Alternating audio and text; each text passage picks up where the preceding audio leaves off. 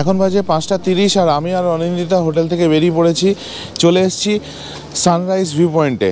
Gogol আর Tintin ঘুমোচ্ছে ঘরের মধ্যে। গোগলটা এখন একটু বড় হয়েছে তো তাই ওকে রেখে আসতে পেরেছি, আর ভাইকে ওর কাছে রেখে আসতে পেরেছি। ওকে বলা আছে যে অনিন্দিতার ফোনটা ওখানে রাখা আছে, কোনো প্রবলেম হলে যেন আমার ফোনে ফোন করে। এখনো আলো ফোটেনি, চারিদিকে অন্ধকার, আর দূরে দেখা যাচ্ছে বিবেকানন্দ রক মেমোরিয়াল। আর আমরা অপেক্ষা করতে থাকলাম সূর্যোদয়ের। আমরা এতক্ষণ ওইখানটায় ছিলাম, এবার এখানে গ্যালারি করে দেওয়া আছে, এখানে এসে বসলাম দুজনে। সূর্য ওঠার জাস্ট আগে আকাশের রং দেখে মনে হলো ভগবান যেন নিজে হাতে করে আমাদের সামনে এই অসাধারণ একটা ছবি এঁকে দিয়েছে। আর আমরা সকলে মিলে দু চোখ ভরে এই অদ্ভুত সৌন্দর্য উপভোগ করছি।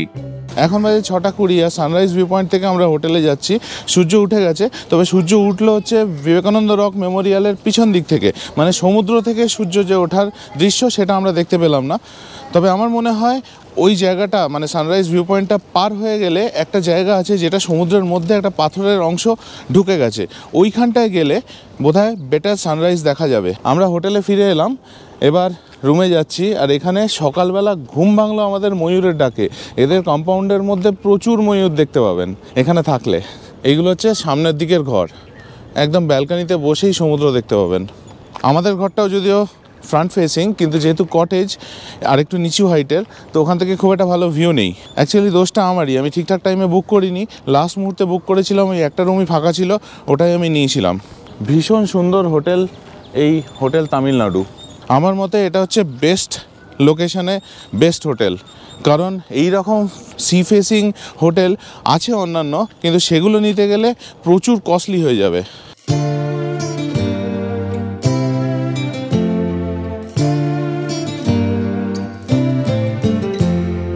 এটা হচ্ছে আমাদের ব্যালকানি, কালকে রাত্রে দেখাতে পারিনি, অন্ধকার ছিল।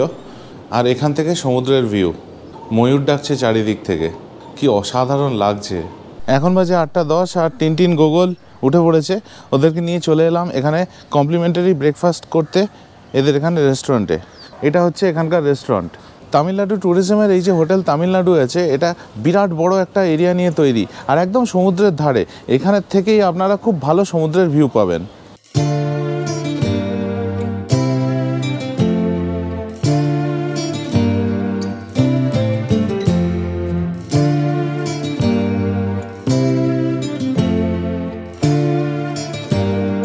তামিলনাড়ুতে পুরনো দিনের যেরকম বাড়িঘরদর হতো, ঠিক সেই রকম ডিজাইনে এই রেস্টুরেন্টটা তৈরি করা হয়েছে।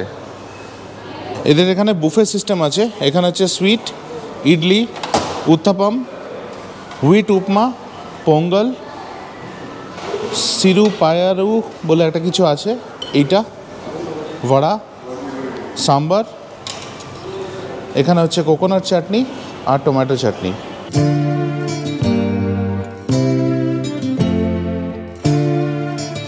আমাদের ব্রেকফাস্ট হয়ে গেল, এবার আমরা রুমে যাব, তারপর রেডি হয়ে বেরোবো এখানকার সাইট সিইংয়ের জন্য। আর একটা কথা বলতে পারি, খাবারের টেস্ট অসাধারণ ছিল, আর সবথেকে ইম্পর্ট্যান্ট হচ্ছে এদের ব্যবহার, এদের সার্ভিস অসাধারণ। যখন আমরা যা চাইছি একদম হাসি মুখে সবসময় আমাদের কেটার করছেন, দুর্দান্ত। এখন বাজে 9:10 আর আমরা এখন বেরোচ্ছি কন্যাকুমারীতে বেশ কয়েকটা দর্শনীয় স্থান যেগুলো আছে সেগুলো ঘুরে দেখার জন্য। আর এই প্রথম আমাদের গাড়ি আজকে রেস্ট পাচ্ছে, আজকে আমরা গাড়ি নিয়ে বেরোচ্ছি না। আর এক্ষুনি একটা জিনিস নোটিস করলাম, এই টায়ারটা পাংচার হয়েছে। কালকে আমাদের অনেকটা যাওয়া আছে, এখন ঘুরে এসে এই পাংচারটা রিপেয়ার করতে হবে, গাড়িটাকে রেডি করতে হবে। প্রথমে আমরা যাচ্ছি কন্যাকুমারী মন্দির দর্শন করতে, আমাদের হোটেল থেকে 700 মিটার মাত্র, তো হেঁটেই আমরা যাচ্ছি। আর এখানে দেখুন প্রচুর দোকানপাট, আপনাদের মধ্যে যারা মার্কেটিং করতে চান তারা এখানে যখন আসবেন এই জায়গাটায় আসতে পারেন।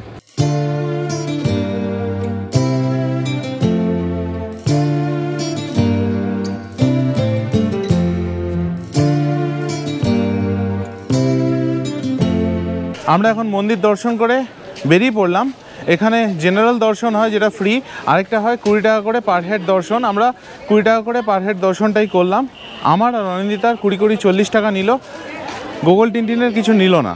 আর এখানে মন্দিরে ঢুকতে হলে জুতো বাইরে রেখে যেতে হবে এবং ক্যামেরা ব্যাগ যা কিছু থাকবে সেগুলো র্যাকে রেখে যেতে হবে। আর এখানে মন্দিরে ঢোকার নিয়ম হলো পুরুষদের জামা খুলে গেঞ্জি খুলে খালি গায়ে ভেতরে প্রবেশ করতে হবে। বিবেকানন্দ রক মেমোরিয়াল যাওয়ার জন্য এখান থেকে লঞ্চ ছাড়ে। এখানে আমরা এসে দেখলাম যে সমুদ্র উত্তাল হওয়ার জন্য এখন লঞ্চ সার্ভিস বন্ধ রাখা হয়েছে। সত্যি ভীষণ বাজে অবস্থা সমুদ্রের।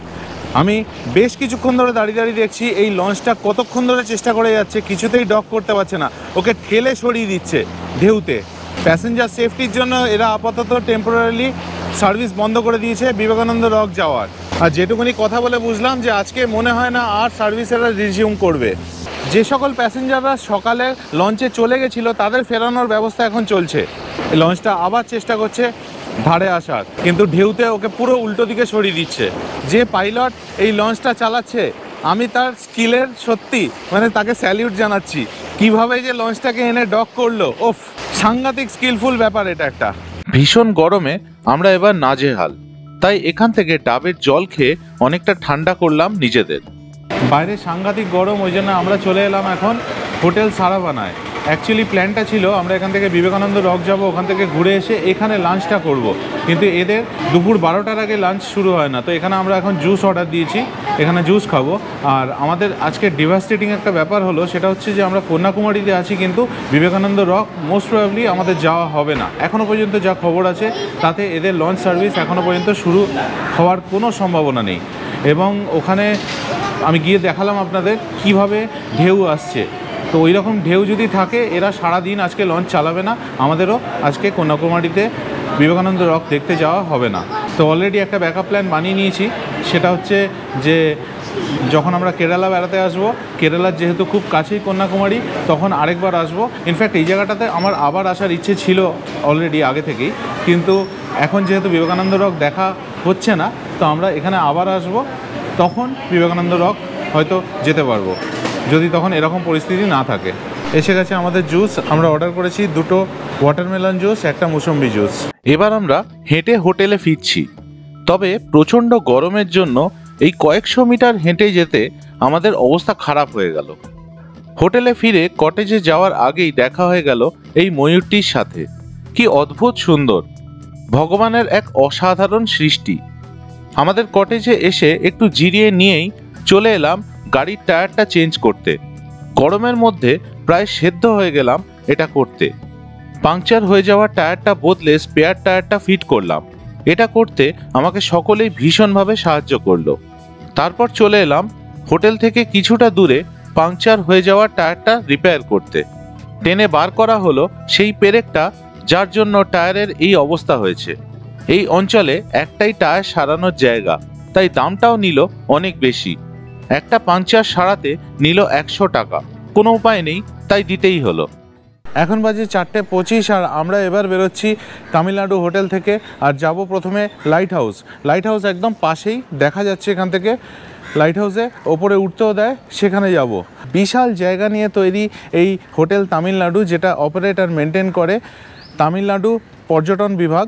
আর আপনারা যখন কন্যাকুমারী আসবেন অবশ্যই একবার এই হোটেলটায় থাকবেন, খুব ভালো লাগবে। এত বড় জায়গা, চারিদিকে গাছে ঘেরা, এদের ফেসিলিটিস অসাধারণ, এদের সার্ভিস অতুলনীয়, এদের ব্যবহার কিছু বলার নেই, এত ভালো ব্যবহার এদের। আর প্রচণ্ড হেল্পফুল স্টাফ এখানে অবশ্যই থাকবেন। আর সামনেই সমুদ্র, সমুদ্রটাও এনজয় করবেন। দুধের স্বাদ ঘোলে মেটানো একটা কথা আছে না, সেটাই এখন আমরা করছি। আমরা তো বিবেকানন্দ রক যেতে পারলাম না আজকে, তো এখানে একটা স্ট্যাচু বানানো আছে তামিলনাড়ু হোটেলের মধ্যেই, সেইখানেই ছবি তুলছি।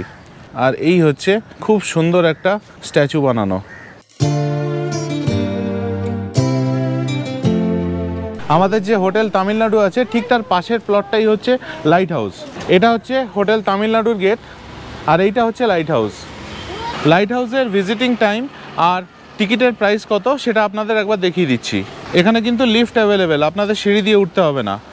সকাল 10টা থেকে 1টা অবধি খোলা থাকে, আর দুপুর 3টে থেকে বিকেল 6টা অবধি খোলা থাকে। আর টিকিট প্রাইস যেটুকুনি আমার মনে হচ্ছে 10 টাকা অ্যাডাল্টদের জন্য, আর বাচ্চাদের জন্য 5 টাকা। 12 বছরের নিচে হয়তো ফ্রি, আমি বুঝতে পারছি না লোকাল ল্যাঙ্গুয়েজে লেখা। আমার চোখে আগেই তামিল লেখাটা পড়লো, আমি আপনাদের সেটা দেখালাম। এই পাশে ইংরেজিতেও লেখা আছে, আপনাদের দেখিয়ে দিচ্ছি।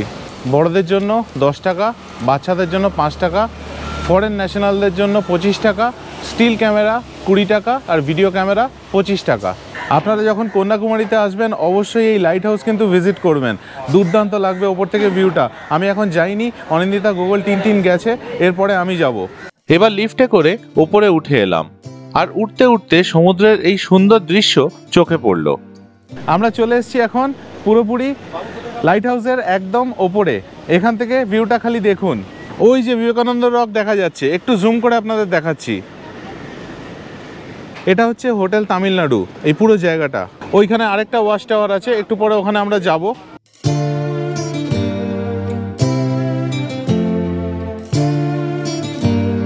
এইদিকে পাহাড়ের রেঞ্জগুলো দেখুন, কালকে যখন ড্রাইভ করে আমরা আসছিলাম তখন যে বিরাট বিরাট পাহাড়গুলো দেখতে পাচ্ছিলাম সেগুলো হচ্ছে এইগুলো। আর এদিকটায় দেখুন কি সুন্দর কত উইন্ডমিল দেখা যাচ্ছে। কালকে যখন আমরা ড্রাইভ করে আসছিলাম যে উইন্ডমিলগুলো দেখতে পাচ্ছিলাম আশেপাশে, সেগুলোই এখানে। আর এই ওপরে উঠেছি, এখানে মারাত্মক হাওয়া, পুরো উড়িয়ে নিয়ে যাচ্ছে এরকম ফিলিং হচ্ছে। আর আমরা যে সকালবেলা কন্যাকুমারী মন্দিরে গেছিলাম এই জায়গাটায় দেখুন, এই দিকটা হচ্ছে ইন্ডিয়ান ওশান আর এ পাশটা অ্যারেবিয়ান সি।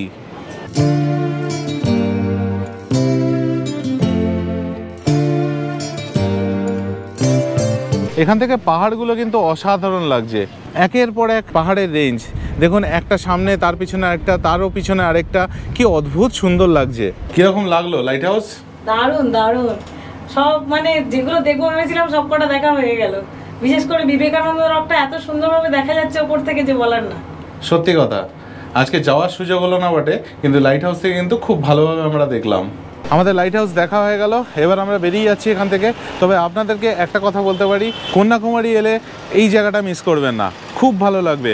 এখানে ঘুরে দেখতে আপনাদের বেশিক্ষণ লাগবে না, এখানে চলে আসবেন, ওপর থেকে একটা বার্ডস আই ভিউ পাবেন। এবার আমরা আবার যাচ্ছি সমুদ্র সৈকতে ঘুরতে, এবং সামনে একটা ওয়াচ টাওয়ার আছে, ওখানেও যাব।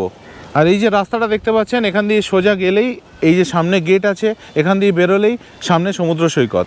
এখন চলে এসেছি আমরা সমুদ্র সৈকতে ভিউ টাওয়ারে। এরকম রাস্তা দিয়ে নিচে নেমে যেতে হবে, আর ওই বাঁদিকে টাওয়ারটা দেখা যাচ্ছে। এই ভিউ টাওয়ারে ওঠার জন্য টিকিট আছে, আপনাদের টিকিটের প্রাইসগুলো বলে দিই। বড়দের জন্য 15 টাকা, আর 10 বছরের নিচে 5 টাকা। আর এই হচ্ছে ভিউ টাওয়ার। ঢেউটা আসছে খালি দেখুন, ওফ কি অদ্ভুত। আজকে লক্ষ্মী পুজো আর পূর্ণিমা, সেই জন্য বোধহয় ঢেউগুলো আরও বড় বড় হচ্ছে। আর এখান দিয়ে এরকম ঘুরে ঘুরে ওপরে উঠতে হবে। আচ্ছা, এখানে কিন্তু ক্যামেরার জন্য কোনো চার্জেস নেই, ক্যামেরা ফ্রি।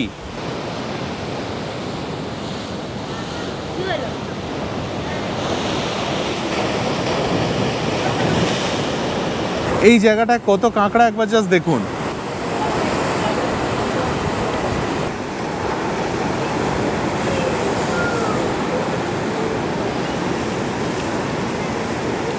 এত জোরে ঢেউগুলো আছড়ে পড়ছে পাথরের ওপর, এখানে নোনা জলের ছাঁট আসছে।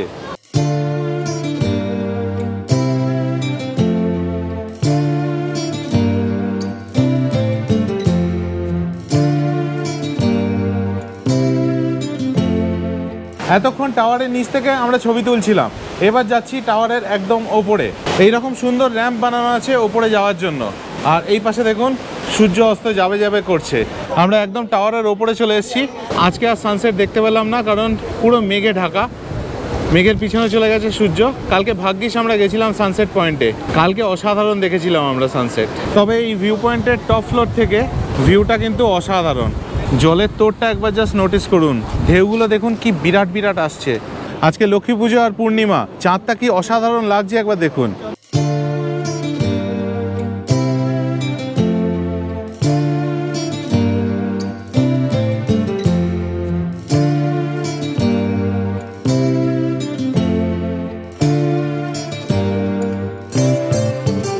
আকাশে অন্ধকার নামতেই আমরা চলে এলাম হোটেলের সামনে সমুদ্রের ধারে, আর এখানে স্ন্যাক্সে আলু ফ্রাই আর ভুট্টা খেয়ে সময় কাটালাম।